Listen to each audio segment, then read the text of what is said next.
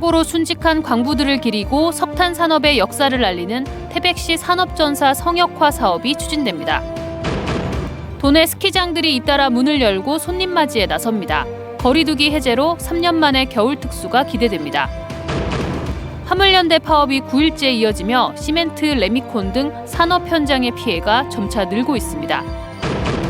강원도 아파트 매매가가 14주 연속 하락해 지난주 대비 마이너스 0.16%를 기록했습니다. 안녕하십니까. 뉴스데스크 강원입니다. 화물연대 파업이 장기화되면서 도내 산업 현장도 차질이 가시화되고 있습니다.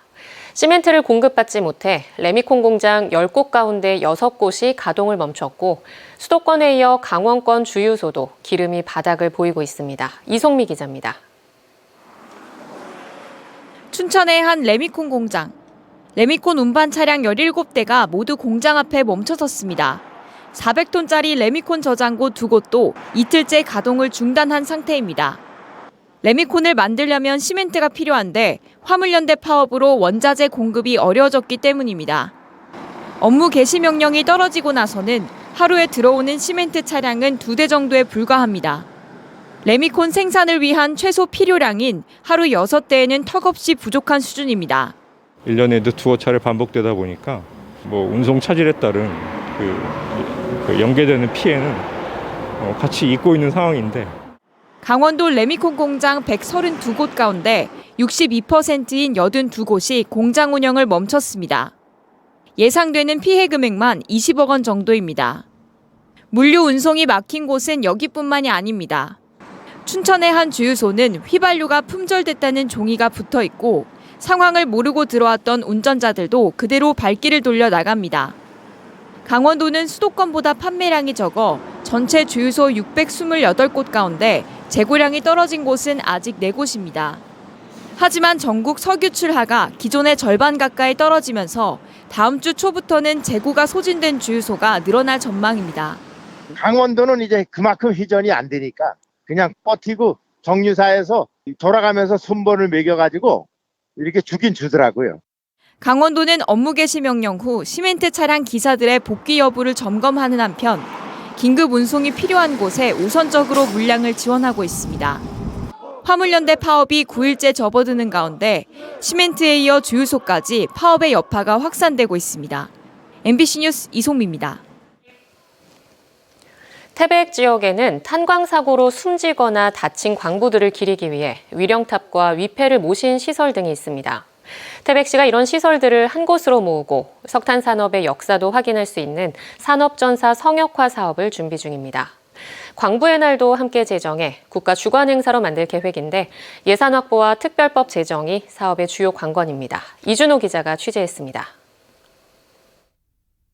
1996년 12월 태백 통보광업소 갑작스런 갱내수 출수 사고로 129 구급대가 광부들을 구출하러 어두컴컴한 갱도에 들어갑니다.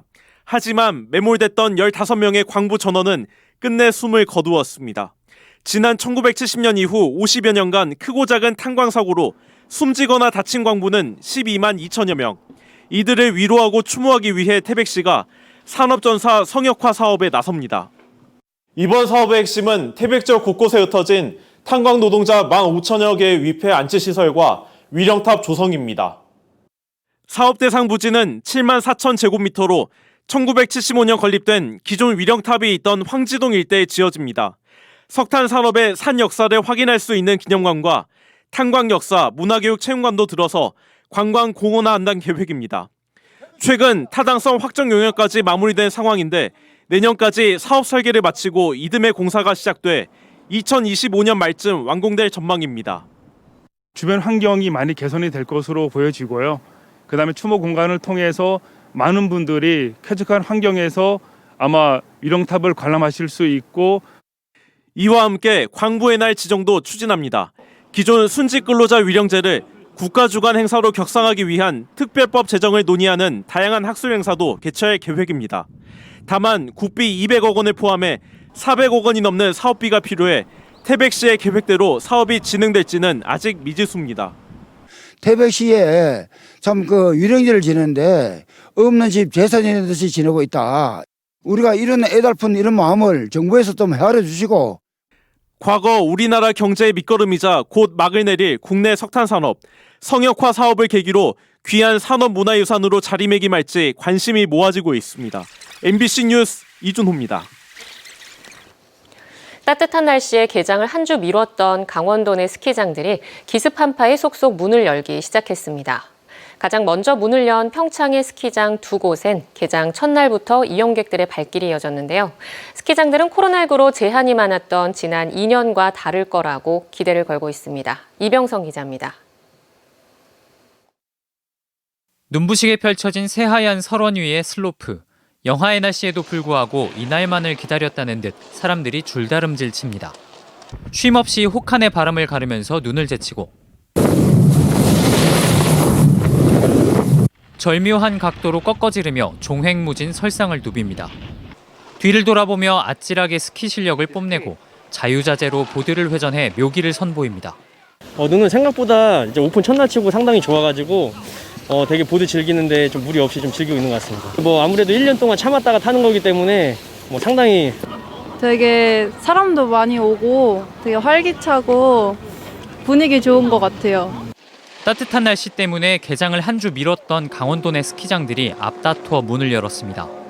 평창의 휘닉스파크와 용평리조트가 먼저 포문을 열었고 다른 곳들도 다음 주까지 잇따라 손님을 맞을 예정입니다. 개장 첫날 두 곳의 스키장에만 2,000명 이상의 이용객들이 찾았습니다. 코로나19 3년 만에 처음으로 완전 개장이 가능해지면서 스키장들의 기대도 큽니다. 코로나19 첫 해였던 2020년에는 연말연시에 아예 영업이 중단돼 타격이 심했고 지난해에도 5인 이상 집합금지 등 제한이 있었습니다. 아직 개장 초반이라 단정할 수 없지만 지난 두 시즌과는 다를 거라는 전망입니다. 실제로 한 스키장은 코로나19 전인 2019년과 비교해 시즌권 판매량이 25%가량 늘었습니다. 이용객들도 지난 2년과 달리 자유를 만끽합니다. 일단 마스크 안 쓴 게 차이가 일단 좀 큰 것 같고요. 답답한 게 없고 너무 좋아요. 최고입니다. 급증한 여행 수요를 흡수하기 위한 스키장들의 고객 유치전 또한 이벤트 등을 앞세워 치열하게 펼쳐질 예정입니다. MBC 뉴스 이병선입니다.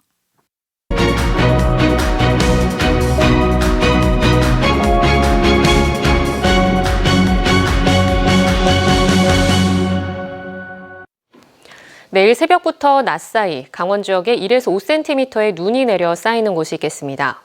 눈이 집중되는 시간은 강원 북부 지역 내일 새벽 3시부터 오전 9시까지, 강원 중남부는 오전 6시부터 정오까지입니다. 내일까지 강원 지역의 기온은 최저 영하 7도에서 영상 2도, 최고 3도에서 10도 수준으로 평년 수준을 보이겠지만 일요일인 모레는 내일보다 5도 이상 기온이 떨어지겠고 바람도 강하게 불면서 체감온도는 강원 내륙 영하 15도, 동해안은 영하 7도 안팎으로 강추위가 찾아오겠습니다. 동해시가 화물연대 파업 장기화에 따른 피해를 최소화하기 위해 재난안전대책본부를 가동해 대비에 나섰습니다. 재난안전대책본부는 시장을 본부장으로 상황총괄반, 교통수송대책반, 에너지수급안전대책반 등 7개 실무반으로 구성됐으며 동해시 주유소 유류 수급 상황을 매일 점검하고 대체 운송수단 확보 협의, 상시 모니터링 체계 구축 등을 실시합니다. 지난달 24일부터 화물연대 파업으로 동해시에서는 DB메탈과 쌍용 CN이 동해공장, GS 동해전력 등에서 부정기적인 집회가 이어지고 있습니다.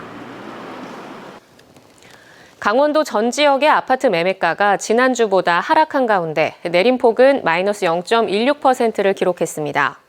한국부동산원이 조사한 11월 28일 기준 11월 넷째 주 동향을 보면 이번 주 아파트 평균 매매가는 지난주 대비 마이너스 0.16%를 보인 가운데 14주 연속 하락했습니다. 지역별로는 춘천이 0.26% 내리며 20주 연속, 원주는 0.21% 떨어지며 30주 연속 하락했습니다. 또 강릉 마이너스 0.08%, 속초 마이너스 0.04%, 동해와 태백은 마이너스 0.02%로 동해안도 일제히 내림세를 보였습니다. 전세 가격은 13주 연속 하락세를 보였고 낙폭은 지난주 대비 마이너스 0.22%로 나타났습니다. 2026년 ITS 세계총회를 유치한 강릉시가 자율주행 차량 운행을 확대하는 방안을 준비 중입니다. 강릉시는 오늘 뉴질랜드 자율주행 셔틀 회사 그룹 회장단을 만나 ITS 세계총회에 대비한 모빌리티 서비스 협력 방안을 논의했습니다. 강원뉴스 마칩니다. 시청해주신 여러분 고맙습니다.